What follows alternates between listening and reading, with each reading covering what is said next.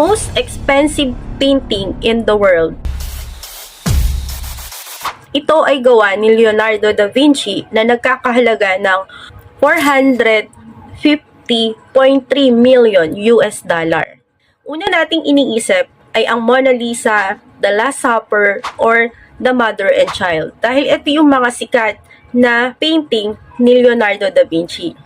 Pero ang pinakamahal na painting sa buong mundo ay ang Salvator Mundi. Isa itong Latin word na ang ibig sabihin ay Savior in the world. Bakit ba ito mahal? Unang-una gawa ito ni Leonardo da Vinci. Ito ay ginawa niya noong 1499 to 1510.